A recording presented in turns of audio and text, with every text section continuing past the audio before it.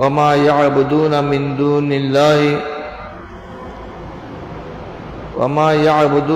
دون الله فيقول أأنتم أضللتم عبادي هؤلاء أم هم ضلوا السبيل صدق الله مولانا العظيم وصدق رسوله النبي الكريم رب صل وسلم وبارك عليه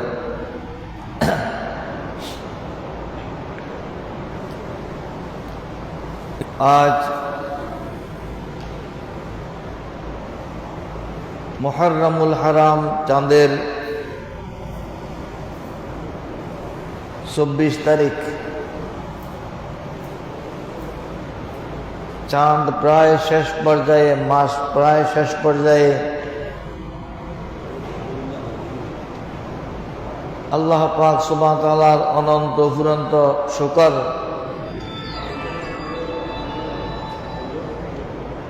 যে তিনি দয়া করে মেহেরবানি করে আমাদেরকে আজ মুহররমুল হারাম চাঁদের শেষ জুমা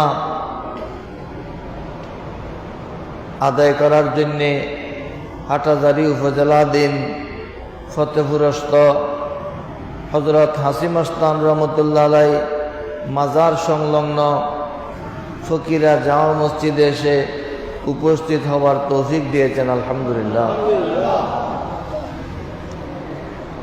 এগুলো সব আল্লাহ পাকের অশেষ রহমতের উপর নির্ভর করে। আমি মসজিদে আসব, নামাজ পড়ব, উপস্থিত হব, এগুলো আমার বাহুবলে হবে না। যতক্ষণ আল্লাহ দয়া না করেন আমার পক্ষে মসজিদে আসা সম্ভব হবে না। এমনও তো হতে পারে মসজিদে আসার পরে আমি কোনো ধরনের আক্রান্ত হয়ে, রোগী হয়ে, অসুস্থ হয়ে, বিপদগ্রস্ত হয়ে কোনো না কোনো বাধার সম্মুখীন হয়ে হয়তো আমি নাও আসতে পারি, কিন্তু আল্লাহ পাক এ পর্যন্ত আসার যে সুযোগ দিয়েছেন, তৌফিক দিয়েছেন, মহান রব্বুল আলমিনের দরবারে লাখো কোটি শুকরিয়া আলহামদুলিল্লাহ। আমরা দুনিয়াতে অনেক কিছু করি। গত জুমার খুতবার মধ্যে আলোচনার সুযোগ হয়নি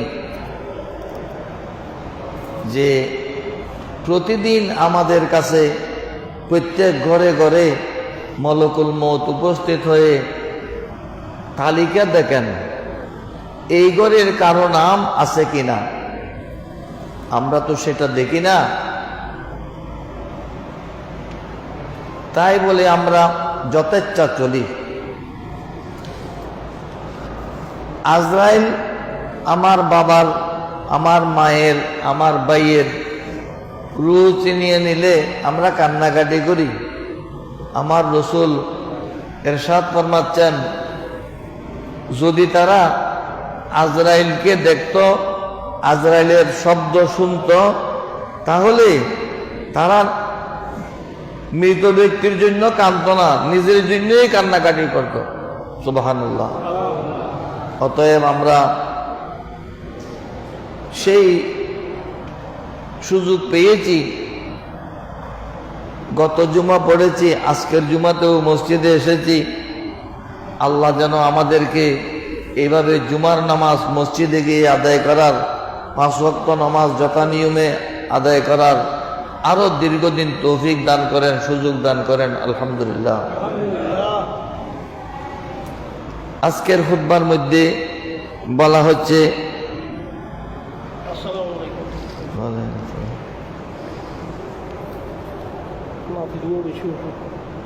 আল্লাহ শাফাত। আল্লাহ পাক ইরশাদ ফরমাচ্ছেন, ওয়াইয়াউমা নাহশুরুহুম ওয়া মা ইয়াবুদুনা মিন দুনিল্লাহ। এমন একদিন আসবে সেই দিনকে তোমরা স্মরণ করো যেদিন আল্লাহ পাক সুবহানাহু ওয়া তাআলা বলেন, আমি তোমাদেরকে আমার সামনে উপস্থিত করব। শুধু তোমাদেরকে না, যারা আল্লাহ বিনে অন্য কারো পূজা করেছে, উপাসনা করেছে, তাদেরকেও আমি একত্রিত করব।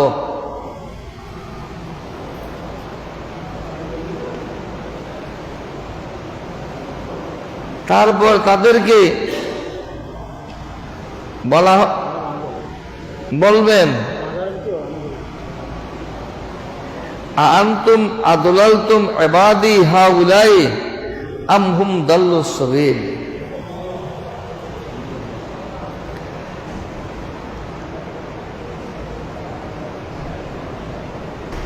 আল্লাহ পাক জিজ্ঞেস করবেন,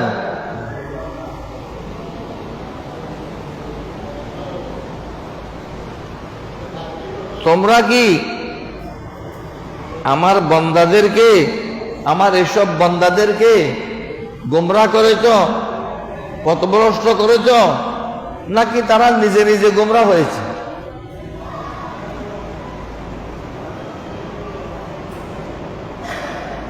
গোমরাহ করে কে? গোমরাহ আরেকজনেও করে, আমরা নিজে নিজেও হই। সঙ্গ দোষে মানুষ বিপদগ্রস্ত হয়।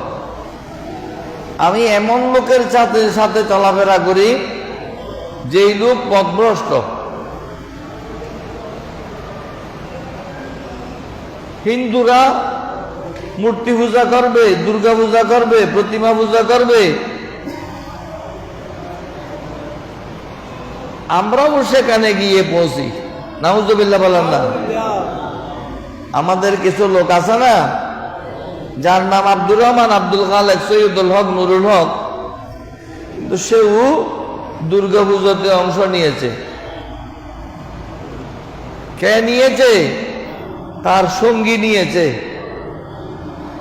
তার সাথে যার দোস্তি আছে, মোহাব্বত আছে, সে টেনে নিয়েছে। অথবা কেউ তাকে যেতে বলেনি, সে নিজে নিজে গিয়েছে। কিছু লোক নিজে নিজে যায়, কিছু লোক তাকে অন্যজন নিয়ে যায়।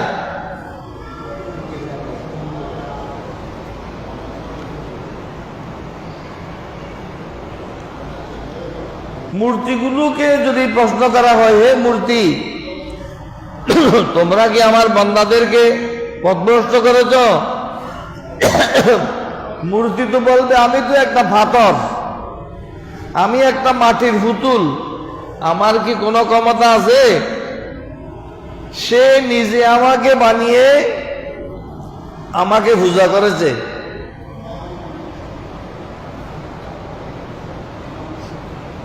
জাহান্নামে যখন দেবে, আল্লাহ পাক অন্য আয়াতে ইরশাদ ফরমাচ্ছেন, ওয়াকুদুহান নাসু ওয়াল হিজারা,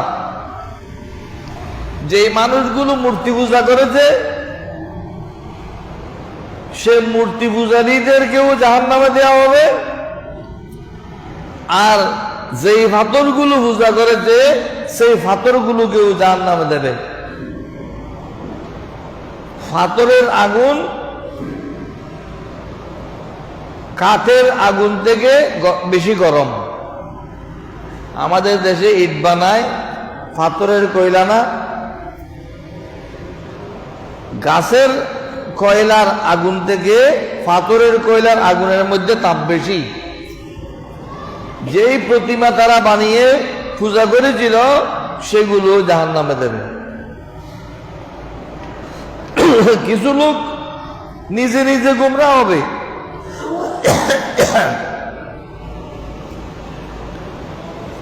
আজকাল তো মূর্খ পণ্ডিত বেশি। মূর্খ পণ্ডিত মানে বাস্তবে মূর্খ, মনে মনে পণ্ডিত। বাস্তবে মূর্খ, মনে মনে পণ্ডিত। আমি একেবারে সর্বপ্রথম জুমা পড়াইতাম উত্তর সরকা রাউজান উত্তর সরকা একটা ছোট্ট মসজিদ, মাটির দেওয়াল, গাছের কাটামে টিনের ছাউনি, এক কাতারে 12 জন দাঁড়াতে পারত, 3 কাতার ভিতরে 2 কাতার বাইরে, ছোট্ট মসজিদ, বিশাল এলাকা। আমি এলাকার লোকজনকে বুঝে এই মসজিদ ভেঙে বড় করে ফাঁকা মসজিদ নির্মাণের ব্যবস্থা করেছিলাম। আলহামদুলিল্লাহ, এই মসজিদ এখন বিশাল মসজিদ, দোতলা বিল্ডিং। এরা পরবর্তীতে আরো বড় করেছে। ওখানে এক পণ্ডিত ছিলেন, বাংলা শিক্ষিত লোক, বিভিন্ন বই পুস্তক পড়ে, পেপার পত্রিকা পড়ে। এই 1 সপ্তাহের মধ্যে পত্রিকায় যত খবর এসেছে, এই পত্রিকার সবগুলো গল্প গল্প মসজিদে এসে।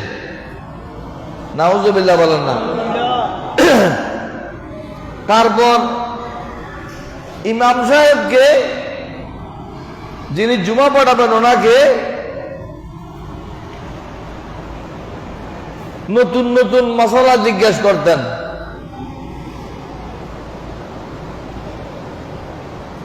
হয় কথা, নয় কথা, প্রয়োজনীয় কথা, অপ্রয়োজনীয় কথা জিজ্ঞেস করতেন। তখন আমার বয়স কম, 20-22 বছর হয়েছে আর কি। তা আমাকে একদিন প্রশ্ন করতেছে, আমি এটা মূর্খ পণ্ডিত বুঝাচ্ছি, মূর্খ পণ্ডিত আমাকে প্রশ্ন করেছেন, মৌলানা সাহেব,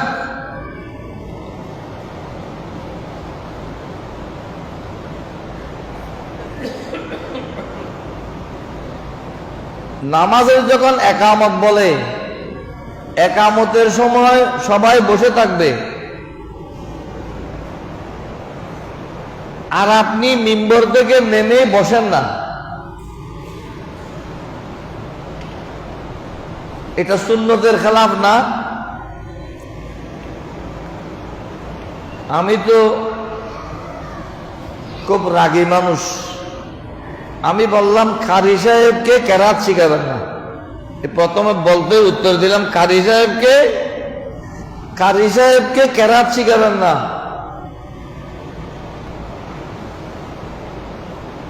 আপনারা বসে থাকবেন, আমি বসবো না। ইমাম সাহেব যে দাঁড়ানোতে খুতবা পড়েছেন, সেই দাঁড়ানোতে নামাজের নিয়ত করা, এটা হলো মুস্তাহাব। আর পাখিড়ি বাঁধবে দাঁড়িয়ে, পাখিড়ি খুলবে বসে। যেহেতু আমি তখন পাখিড়ি বাঁধার মধ্যে থাকি, তখন আমি দাঁড়িয়ে থাকতে হবে। হ্যাঁ হ্যাঁ, এটা আমি অমুক জায়গায় একবার শুনেছিলাম। এটা আমারে পরীক্ষা করতেছে। যে আরেকদিন বলে, একজনের 4টা স্ত্রী আছে, তাদেরকে ডেকে স্বামী প্রশ্ন করতেছে,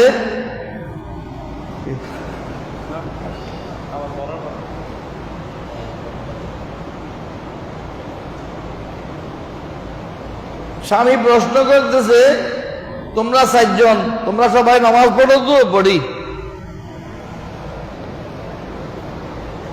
দিনের মধ্যে ফরজ নামাজ কয় রাকাত,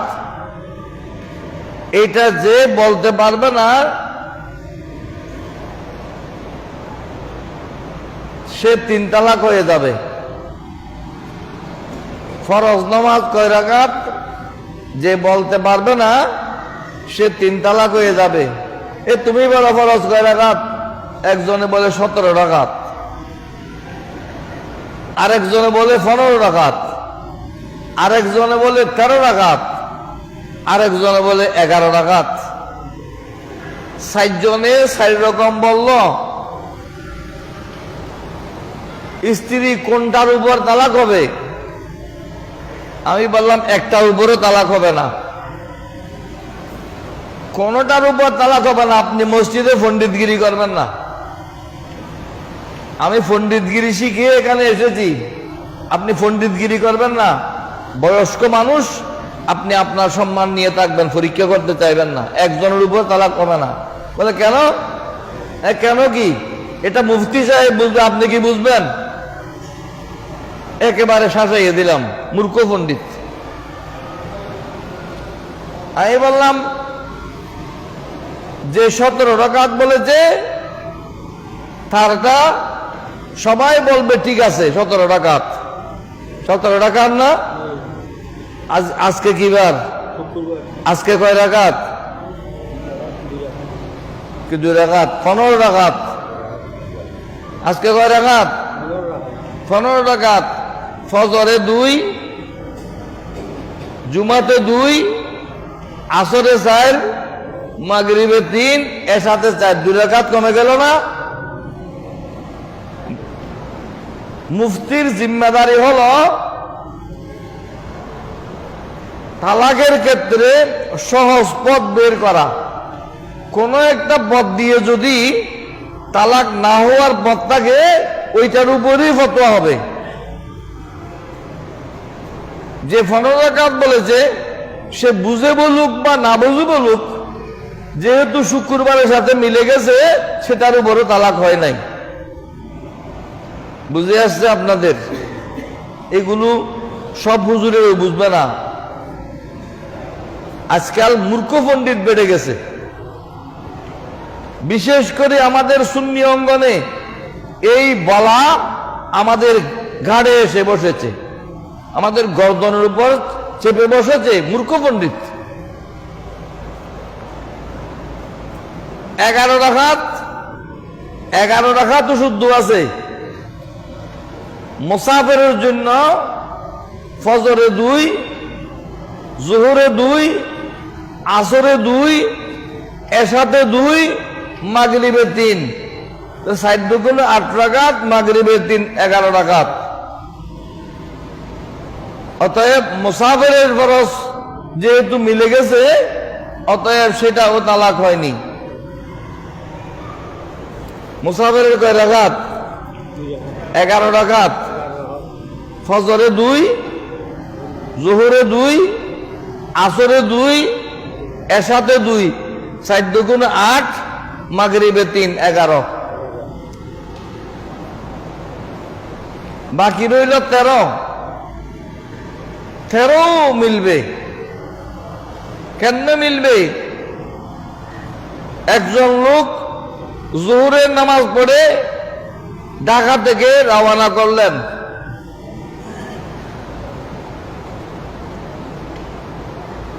ওনার আসর হলো কোথায়? কুমিল্লাতে। মাগরিব হলো ফেনীতে। এশা হলো কোথায়? ওই মিরেশ্বরাই। তাহলে 2 রাকাত 2 রাকাত 4 রাকাত কমে গেছে। আমাদের দেশে যারা চট্টগ্রাম শহরে বসবাস করে, কক্সবাজারে চাকরি করে, কক্সবাজার সেটাও তার পার্মানেন্ট ঠিকানা, শহরের বাসাও তার পার্মানেন্ট ঠিকানা। সে যখন চাকরি শেষে কক্সবাজার থেকে রওনা করে, তার আসর মাগরিব হয় পথে, এশাও হয় পথে, বাসায় পৌঁছে 10টা-11টার দিকে, তার 4 রাকাত কমে যায়। এইসব মানুষের জন্য যাদের 4 রাকাত কমে, তাদের 13 রাকাত। অতএব কোনোটা তালাক হয় নাই। এটা বুঝাতে চাচ্ছি, আমাদের দেশে বর্তমানে মূর্খ পণ্ডিত বেড়ে গেছে। কোরআন হাদিস বুঝে না, কোরআন হাদিস বুঝে না, অতি উৎসুক আশেক।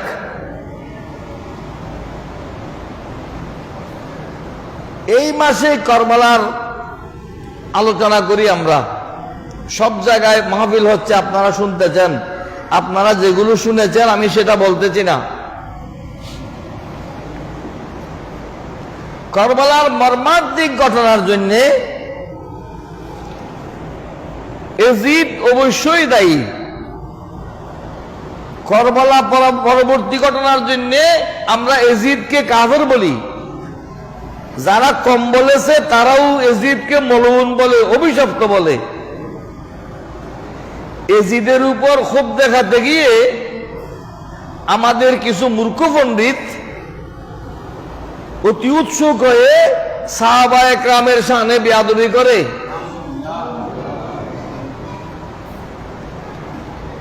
আহলে বাইত রাসূলের মোহাব্বত ফরজ, সাহাবায়ে কেরামের প্রতি তাদেরকে সফল বলে, কামিয়াব বলে, তাদের উপর আল্লাহ শতভাগ সন্তুষ্ট বলে সেটা বিশ্বাস করাও ফরজ। কেন? কোরআনে পাকের মধ্যে উলাইকা হুমুল ফায়েজুন, উলাইকা হুমুল মুফলিহুন, রাদিয়াল্লাহু আনহুম ওয়া রাদু আনহু, এগুলো কোরআন শরীফের আয়াত। আমার রাসূলের প্রত্যেকজন সাহাবা শতভাগ কামিয়াব, আল্লাহ পাক তাদের উপর সন্তুষ্ট, তারা আল্লাহর উপর সন্তুষ্ট, এটা পবিত্র কোরআনের ঘোষণা। সুবহানাল্লাহ। অতি উৎসুক মানি কারবালার ঘটনা তো গেল, ওয়াকিয়ায়ে হাররা গেল, এগুলো ওয়াকিয়ায়ে হাররা আলোচনা করার এখানে সময় হবে না। মুখতার সকফি যখন ক্ষমতায় আসলেন, উনি কারবালার ঘটনার জন্য যারা দায়ী, যাদেরকে পাওয়া গেছে সম্ভাব্য, তাদের প্রত্যেকের বিচার করেছে। আমি পাইলে আমিও করতাম, আপনার মতো আহলে বাইত রাসূলের প্রেমিক আপনিও করতেন। আহলে বাইত রাসূলের মোহাব্বত ছিল তার মধ্যে, এজন্য মুখতার সকফি এজিদ বাহিনীর যারা নেতৃত্ব দিয়েছিল তাদের বিচার করেছিল।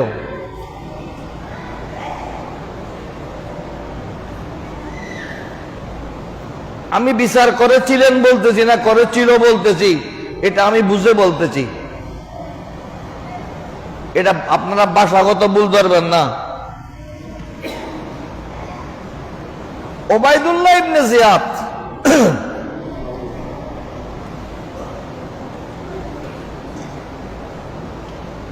যেই লোকটি কুফার গভর্নর ছিল, যার কঠোরতার কারণে কারবালার মর্মান্তিক ঘটনা ঘটেছিল, ওবায়দুল্লাহ ইবনে জিয়াদ, যার কঠোরতার কারণে কারবালার মর্মান্তিক ঘটনা ঘটেছিল, এজিদ যতটুকু দায়ী সমপরিমাণে দায়ী ছিল কে? ওবায়দুল্লাহ ইবনে জিয়াদ। এই ওবায়দুল্লাহ ইবনে জিয়াদকে পাকড়াও করে, তাকে শিরুচ্ছেদ করে, তার মাথা শরীর থেকে দ্বিখণ্ডিত করে মুখতার সকফির দরবারে রাখা হয়েছিল। তাহলে মুখতার সকফি বড় আহলে বাইত রাসূলের মোহাব্বতের লোক না? যদি আহলে বাইত রাসূলের প্রতি তার মোহাব্বত না থাকত, তাহলে এজিদের গভর্নরকে শিরুচ্ছেদ করে মাথা কেটে তার দরবারে একটা প্লেটের উপর রাখা হতো না, ঠিক কি না? ওবায়দুল্লাহ ইবনে জিয়াদের খণ্ডিত মাথা যখন মুখতার সকফির দরবারে রাখা হয়েছিল, হঠাৎ করে একটা বিশাল সাপ উপর থেকে ঝরে পড়ল। রাজপ্রাসাদে কি সাপ আছে? না, এটা অন্য সাপ, এটা আল্লাহর পক্ষ থেকে প্রেরিত সাপ। সুবহানাল্লাহ। সাপটি ওবায়দুল্লাহ ইবনে জিয়াদের নাকের ছিদ্র দিয়ে ঢুকে কিছুক্ষণ অবস্থা করে সেটা অপর ছিদ্র দিয়ে বের হয়ে গেল।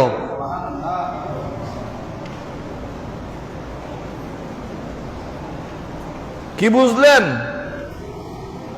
এই পাপিষ্ঠ উবাইদুল্লাহ ইবনে জিয়াদ আহলে বাইতুর রাসূলের দুশমন ছিল। আল্লাহর পক্ষ থেকে তার বিচার আল্লাহ দুনিয়াকে দেখিয়েছেন। সুবহানাল্লাহ। এভাবে সাপটি 3 বার ঢুকেছে, 3 বার বের হয়েছে, তারপর সাপটি উদয় হয়ে গেল। যে মুখতার সুকুবি এজিদের গভর্নর উবাইদুল্লাহ ইবনে জিয়াদের এভাবে কঠোর বিচার করেছিল, শিমরকে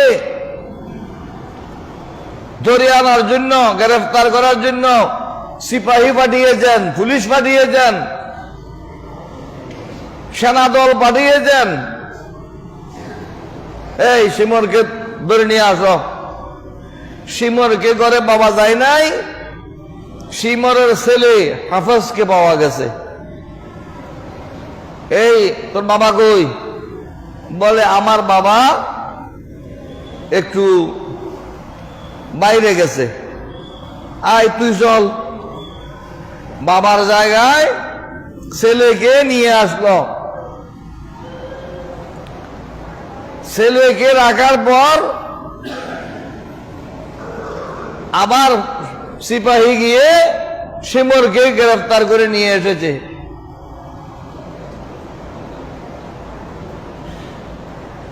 পিতা পুত্র দুজনকে আমর ইবনে সাদের ছেলে আমর ইবনে সাদ দুজনকে ধরে এনেছে, দুজনকে হত্যা করেছে। এভাবে এজিদ বাহিনীর শীর্ষ নেতাদেরকে যেই মুখতার সুকুফি আহলে বাইতুর রাসূলের মুহাব্বতের কারণে হত্যা করে কারবালার মর্মান্তিক ঘটনার প্রতিশোধ নিয়েছিল, সেই আহলে বাইতুর রাসূলের আশেক শেষ পর্যন্ত নিজেকে নবী দাবি করেছিল। নাউজুবিল্লাহ বলেন না। নবী দাবি করার কারণে সে মুরতাদ হয়ে গেছে, কাফের হয়ে গেছে।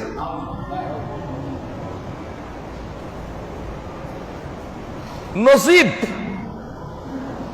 অদৃষ্টের লেখন হয় না খণ্ডন। নসিবে যদি বদনসিবি থাকে, তুমি আহলে বাইতে রাসূলের উল্টা পাল্টা আপনার মতো করে প্রেমিক হলে হবে না। আহলে বাইতে রাসূলের প্রেমিক হওয়ার ক্ষেত্রে আল্লাহ এবং তার রাসূলের দিক নির্দেশনাকে অনুসরণ করতে হবে, ঠিক কিনা?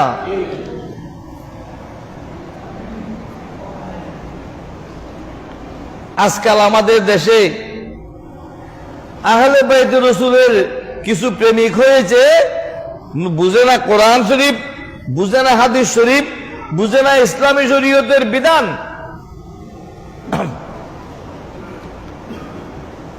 আমি গত জুমাতে বলেছিলাম যে কুফাবাসীরা ইমাম হুসাইন রাদিয়াল্লাহু আনহুকে দাওয়াত দিয়ে কারবালার জমিনে ডেকে এনেছিল, তারা একজনও ইমাম হুসাইনের পাশে দাঁড়িয়ে যুদ্ধ করতে যায়নি। তারা সবাই এজিদের পক্ষে ছিল।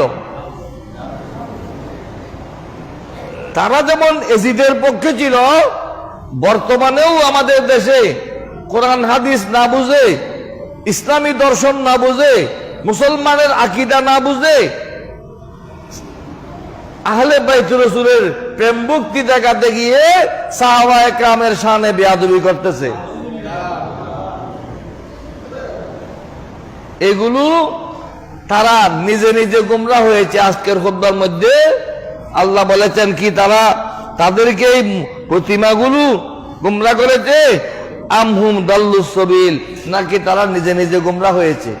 এগুলো নিজে নিজে গুমরাহ হচ্ছে।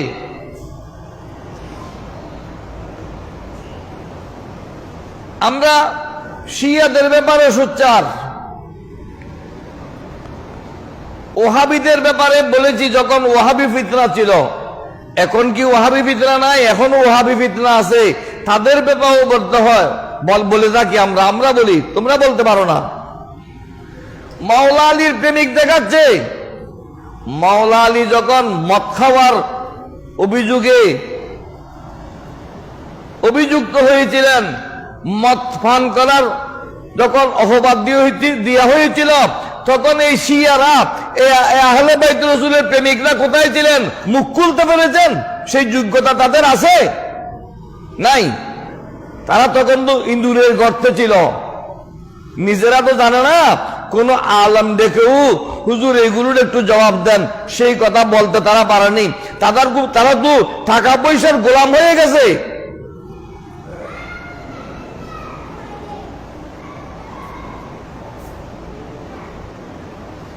শিয়াদের আকীদা হলো আল্লাহর প্রিয় রাসূল সাল্লাল্লাহু আলাইহি ওয়াসাল্লাম তবুকের যুদ্ধের সময় ঘোষণা করেছিলেন, আলী তুমি যুদ্ধে যাইও না, তুমি যুদ্ধে যাইও না, তুমি এখানে নারী এবং শিশুদের সাথে মদিনা শরীফে অবস্থান করো। সুবহানাল্লাহ। ইয়া রাসূলুল্লাহ, আমাকে যুদ্ধ থেকে বিরত রেখে এই মহিলাদের সাথে শিশুদের সাথে আমাকে ছেড়ে দিলেন? আমার রাসূল উত্তর দিলেন, আলী মুসা আলাইহিস সালাম যখন তৌরাত কিতাব আনার জন্য 40 দিনের জন্য তুর পাহাড়ে গিয়েছিলেন, হযরতে হারুন আলাইহিস সালামকে স্থলাভিষিক্ত করে গিয়েছিলেন। তুমি আমার পক্ষ থেকে মুসা আলাইহিস সালামের পক্ষে যেভাবে হারুন আলাইহিস সালাম ছিলেন, তুমি আমার পক্ষ থেকে সেরকম। শিয়ারা বলে আল্লাহর রাসূল তো হযরত আলীকে খেলাফত দিয়ে দিয়েছেন তখনও, যেভাবে মুসা আলাইহিস সালামের অবর্তমানে হারুন আলাইহিস সালামকে মুসা আলাইহিস সালাম খলিফা বানিয়েছিলেন। মূর্খের বাচ্চা মূর্খ শিয়া, জানো এটা সাময়িক খেলাফত, এটা সাময়িক খেলাফত। মুসা আলাইহিস সালাম ওখান থেকে আসা পর্যন্ত মাওলা আলী শের তানহুর মদিনায় পাকের খেলাফত ছিল আমার রাসূল তবুকের যুদ্ধ থেকে ফিরে আসা পর্যন্ত। এছাড়া পাশাপাশি আমি উলামা একরামের দৃষ্টি আকর্ষণ করছি এবং এইসব শিয়াদের দৃষ্টি আকর্ষণ করছি, মুসলিম শরীফের ব্যাখ্যা গ্রন্থ ইমাম নবী রহমতুল্লাহ আলাইহি লিখেছেন, যারা মুসলিম শরীফ পড়ায় অবশ্যই ইমাম নবীর সরা পড়তে হবে। সেটার মধ্যে এই হাদিসের ব্যাখ্যার মধ্যে আছে হযরত হারুন আলাইহিস সালাম মুসা আলাইহিস সালামের 40 বছর পূর্বে ইন্তেকাল করেছেন। কয় বছর পূর্বে? 40 বছর পূর্বে। হারুন আলাইহিস সালাম মুসা আলাইহিস সালামের বড় ভাই।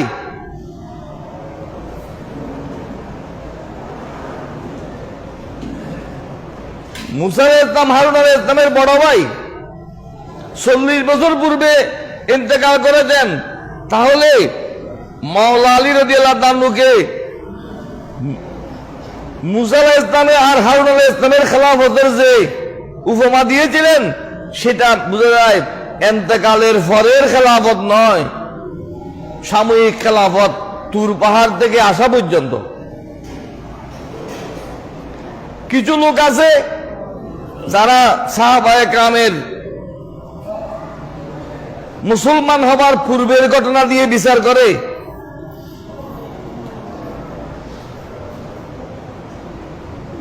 মুসলমান হবার পূর্বে যার যত দোষ ছিল, কলেমা যেদিন পড়েছিলেন সেদিন সবগুলো মাফ হয়ে গেছে। সুবহানাল্লাহ।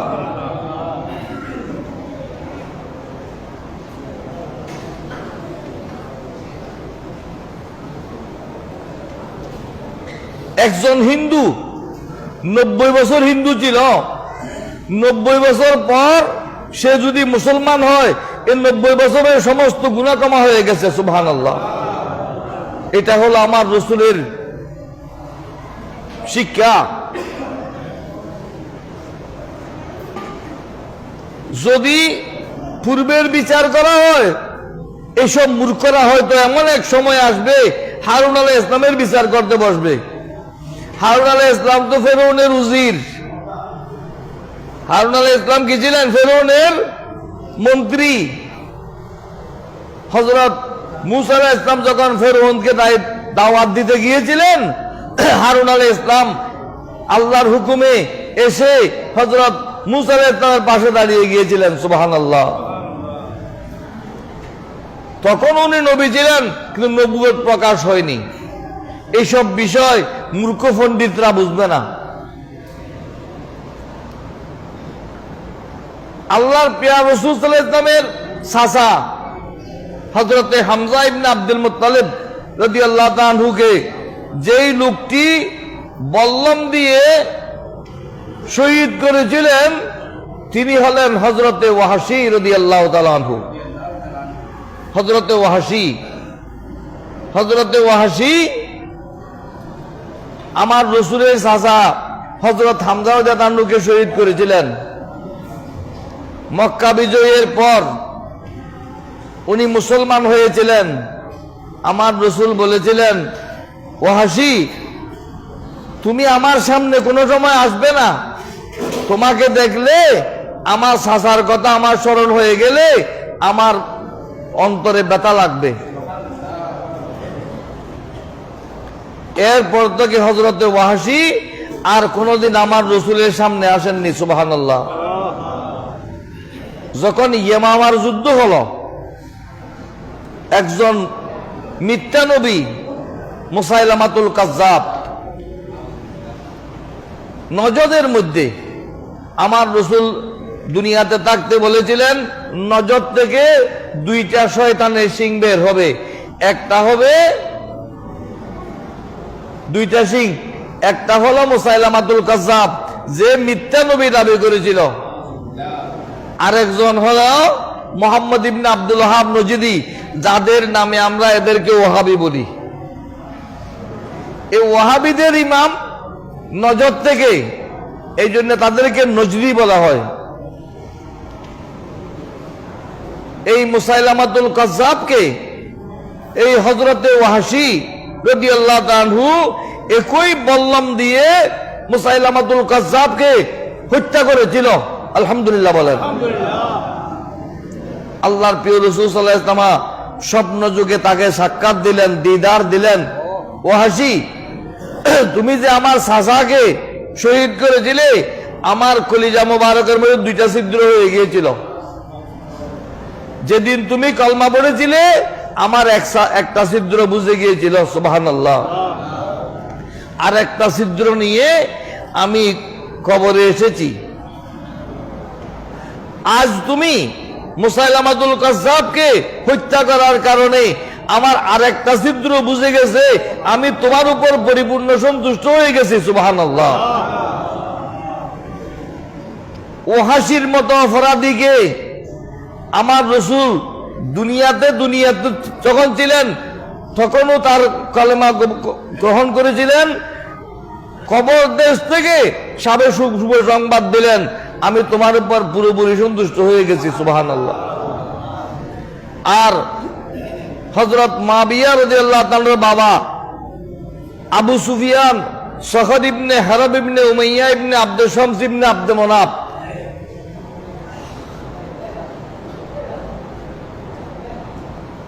এই আবু সুফিয়ান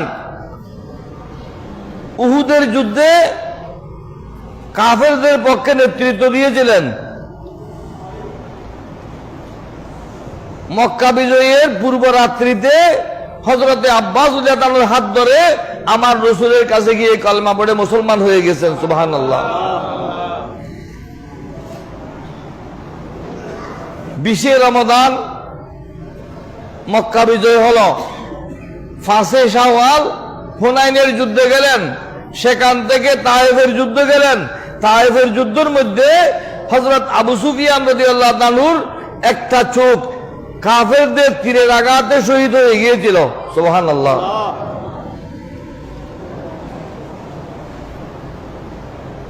আমার রাসূল সংবাদ দিয়ে গেলেন, আবু সুফিয়ান, তোমার চোখ আল্লাহর রাস্তায় কোরবান হয়ে গেছে, তুমি কি এখন তোমার চোখ চাও না জান্নাত চাও? আমি দোয়া করব, তুমি চোখ চাইলে তোমার চোখ ভালো হয়ে যাবে, আর যদি তুমি চাও তোমাকে চোখের বিনিময়ে জান্নাত দেওয়া হবে। হযরত আবু সুফিয়ান বললেন, আমি জান্নাত চাই। সুবহানাল্লাহ। হযরত ওমর রাদিয়াল্লাহু আনহুর খেলাফত কালে ইয়ারমুকের যুদ্ধে তার আরো একটি চোখ শহীদ হয়ে গেল। দুটো চোখই উনি আল্লাহর রাস্তার মধ্যে কোরবানি করে দিয়েছিলেন। মদিনায়ে পাকের মধ্যে উনি ইন্তেকাল করেছেন। হযরত ওসমান ইবনে আফফান রাদিয়াল্লাহু আনহু ওনার জানাজা পড়িয়েছেন। আজকালের মূর্খ পণ্ডিতরা এইগুলোর বিচার করতে চায়। নাউজুবিল্লাহ বলেন। এগুলো বলতেছি এই জন্যেই আপনারা না বুঝে কথা বলবেন না। সাহাবায়ে কেরামের ফজিলত সম্পর্কে বুখারী শরীফে আমি গত জুমাতে বলেছিলাম। বুখারী শরীফে হযরত মুআবিয়া রাদিয়াল্লাহু তাআলার ফজিলত সম্পর্কে আলাদা শিরোনাম আছে। তিরমিজি শরীফে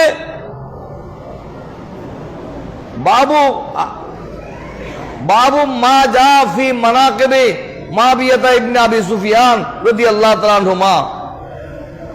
মুআবিয়ার ফজিলতের উপর তিরমিজি শরীফেও শিরোনাম আছে। আবু সুফিয়ানের ফজিলতের উপর বাবু ফজিলতে আবু সুফিয়ান ইবনে হারব। আবু সুফিয়ানের ফজিলতের উপর মুসলিম শরীফের শিরোনাম আছে। এইগুলো যারা পড়ে নাই, যারা বুঝে না, এই বুখারী শরীফ, মুসলিম শরীফ, তিরমিজি শরীফ এইগুলো কি কারবালার ঘটনার আগে লেখা হয়েছিল না পরে লেখা হয়েছে? 200 বছরের অধিক কাল পরে এইসব কিতাব লিখেছে। তাহলে ইমাম বুখারী, ইমাম তিরমিজি, ইমাম মুসলিমের মতো হাদিসের ইমামগণ যদি তাদেরকে সাহাবায়ে রাসূল হিসাবে মেনে নিতে পারে, আজকালের পণ্ডিতরা কি বুঝে? ওই মুখতার সফির মতো তাদের অবস্থা হবে। মুখতার সফি শেষ পর্যন্ত কাফের হয়ে মরেছে। আহলে বাইত রাসূলের অতিরিক্ত মহব্বত ছিল। কারবালার ঘটনার যারা নেতৃত্ব দিয়েছিল তাদের বিচার করেছিলেন, কিন্তু সেই বিচার করার পর সে কাফের হয়ে মরেছে। আপনারা যারা অতি উৎসুক, ওলামায়ে কেরামের কথার বাইরে গিয়ে বেশি বুঝতে চান, সে কে, সে কোনো আলেম হোক, সে আওয়াম হোক, সে কোনো পীর বুজুর্গ হোক, সবার দৃষ্টি আকর্ষণ করছি যে মন গড়া কথা বলবেন না। আমাদের হাদিসের ইমামগণ, ফিকহের ইমামগণ, আকায়েদের ইমামগণ কি বলেছেন সেগুলো যেগুলো জানেন না, সে ব্যাপারে নীরব থাকলেই আমাদের জন্য নিরাপদ বলে আমি মনে করি। নিজে নিজে গোমরা হলে আর একজনে গোমরা করলে উভয় ক্ষেত্রে শাস্তি আপনার উপর আসবে। পুলিশ যদি আসামি ধরে নেই, এই গুলি করছো, হুজুর আমি গুলি করিনি, আমাকে মুখে চেয়ারম্যান সাহেব বলছে যে গুলি করতে। কে বলছে? যে চেয়ারম্যান সাহেব বলছে। যে চেয়ারম্যানেরও বিচার হবে, যে গুলি করে তারও বিচার হবে, ঠিক কি না? এটা হুকুমের আসামি, এটা গুলি করার আসামি। অতএব আপনি হুকুমের আসামিও হবেন না, গুলি করার আসামিও হবেন না। আহলে বাইত রাসূলের মহব্বত অন্তরে ধারণ করবেন, সাহাবায়ে কেরামের মর্যাদার প্রতি শতভাগ সতর্কতা রাখবেন, সেদিকে লক্ষ্য রাখবেন। আল্লাহ পাক আমাদের অঙ্গনকে এই বাতিল ফেরকা থেকে রক্ষা পাবার তৌফিক দান করুন, আমিন। তারা সিদ্দিক আকবর, ফারুক আজম, উসমান জিন্নুরাইন রাদিয়াল্লাহু তাআলা আনহুকে মুনাফিক বলে, নাউজুবিল্লাহ। এই জন্য আমরা শিয়াদের বিরোধিতা করি। শিয়ারা কোন পর্যায়ের সেটা কোন সময় সুযোগ হলে বলবো। আমি সতর্ক করছি, শুধু কি বাতিল ফেরকা বিভিন্ন রূপ ধরে, বিভিন্ন বার্তা নিয়ে আমাদের মানুষের মধ্যে, বিশেষ করে সুন্নি অঙ্গনে ছড়িয়ে পড়তে, সুন্নি মুসলমান এ ব্যাপারে সতর্ক থাকা অপরিহার্য বিষয়। আল্লাহ প্রত্যেকের ঈমান হেফাজত করুন, আমিন। আহলে বাইত রাসূলের মহব্বত আমাদের অন্তরে আল্লাহ দান করুন। সাহাবায়ে কেরামের প্রতি সম্মান প্রদর্শনেরও আল্লাহ তৌফিক দান করুন, আমিন। যারা কি কথা আছে না, তুমি কিছু কইবে না?